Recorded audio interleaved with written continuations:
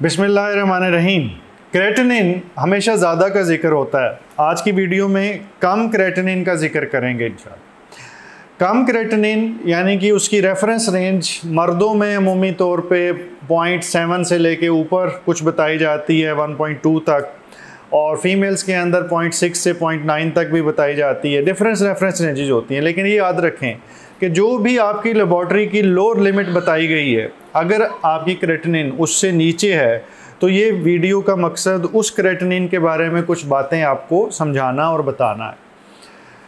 लो creatinine की बहुत सारी वजूहात हो सकती हैं, उनमें से कुछ मैं शुरू में बताऊंगा जो ज़्यादा कॉमन होती हैं और वो कोई बड़ी परेशानी की बात नहीं है, लेकिन आखिर में एक ऐसी वजह है जिसमें क्रेटिनिन बज़ाहिर नीचे होती है, लेकिन हो सकता है, ज़रूरी नहीं है, हो सकता है कि वो भी एक गुर्दे के मसले की तरफ इशारा करे जो आने वाले वक्त में बन सकता है।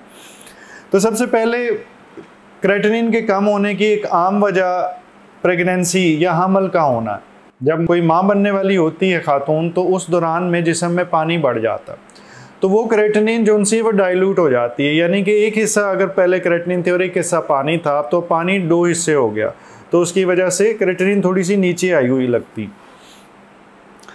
दूसरी चीज़, अगर किसी को कोई जिगर का प्रॉब्लम है, लिवर की डिजीज़ है, तो उसकी वजह से भी बाज़-औक़ात यूरिया और क्रेटिनिन के अंदर जो उसकी वैल्यू है वो डिस्टर्ब हो जाती है और वो कम भी हो सकती है, ख़ास तौर पे क्रेटिनिन की वैल्यू।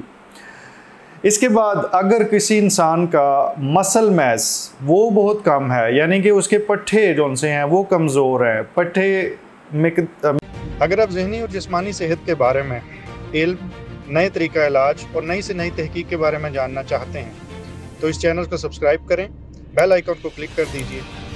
अगर वीडियो में कुछ अच्छा लगे तो लाइक एंड शेयर करें ताकि ये इल्म दूसरों तक पहुंच सके। मिकदार और साइज़ में कम हो गए हैं, पहले वो पट्टे काफ़ी ज़्यादा थे और अब कम है, उस सूरत के अंदर भी क्रेटिनिन कम हो सकती है।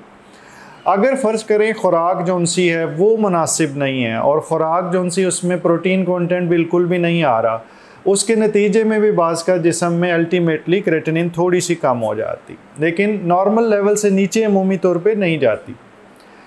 इसके बाद अगर फ़र्ज़ करते हैं किसी इंसान की सैंपल लिया गया, लेकिन उस साइड पे फ्लूइड या ड्रिप लगी हुई थी और ड्रिप के अंदर जब वो सैंपल लिया गया तो साथ वो सफ़ेद रंग का पानी भी चल रहा था, उसके अंदर तो क्रेटिनिन नहीं होती, तो सैंपल उस बाजू से लिया जाता है जिस बाजू में आपने ड्रिप भी लगाई होती है। उस वक़्त अगर सैंपल लिया जाए तो बाज़ का उसमें भी डाइल्यूट होता है, क्रेटिनिन उसके अंदर कम हो जाती। इसके बाद कुछ वो चीज़ें हैं जो बीमारी के साथ एसोसिएटेड की जा सकती हैं। इनके अंदर पहले मैं दवाई का थोड़ा सा जिक्र कर लूँ। स्टेरॉइड के अंदर भी बाज़ होता है, स्टेरॉइड इस्तेमाल करने से भी बाज़ क्रेटिनिन थोड़ी सी कम हो जाती है। इसके पीछे जो सा प्रोसेस है वो थोड़ा सा कॉम्प्लिकेटेड है, मैं उसकी डिटेल में नहीं जाता, लेकिन इन जनरल ये भी आपके इल्म में होने चाहिए।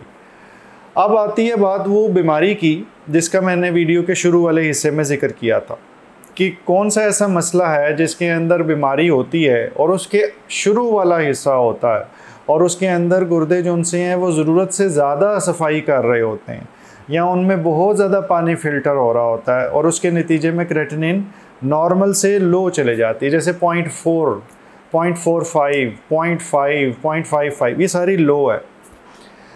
ये इसकी एग्जांपल है शुगर यानी डायबिटीज़, ज़ियाबितस भी जिसे कहते हैं। डायबिटीज़ या शुगर के अंदर अगर एक शुरू वाले हिस्से के अंदर जब अभी क्रेटिनिन बढ़ती नहीं है, लेकिन गुर्दे को काफ़ी ज़्यादा काम करने पे मजबूर किया जाता है और वो शुगर ज़्यादा दौड़ा रही होती है, यूरिन ज़्यादा आ रहा होता, उसके नतीजे में जिस्म से वो ज़्यादा धुलती है, आप ये समझ लीजिए, और आम रूटीन से भी ज़्यादा धुल रही होती है। आप कहने को तो ये देखने में इस तरह लगता है कि जैसे शुगर की वजह से गुर्दे बहुत अच्छा काम कर रहे हैं, लेकिन ऐसा है नहीं। इस सिचुएशन के अंदर कुछ दवाइयों की ज़रूरत होती है और वक्त पे अगर दवाइयाँ मिल जाएँ तो बाज़ का मर्ज़ यहाँ से आगे नहीं बढ़ता, तो ये अच्छी चीज़ भी है कि वक्त पे पता चल गया।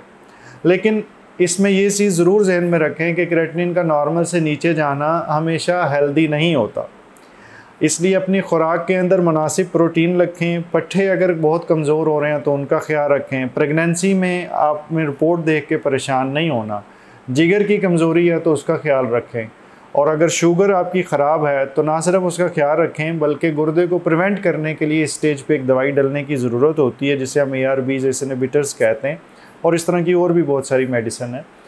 तो वो डालने का फ़ैसला भी आप नहीं कर सकते, वो आपने अपने मुआलिज से डिस्कस करना है और वो इसके बारे में आपको यकीनन गाइड करें। अल्लाह ताला आपको मुकम्मल ज़िंदगी दे और दूसरों की ज़िंदगी मुकम्मल करने का शर्फ अता करे। शुक्रिया।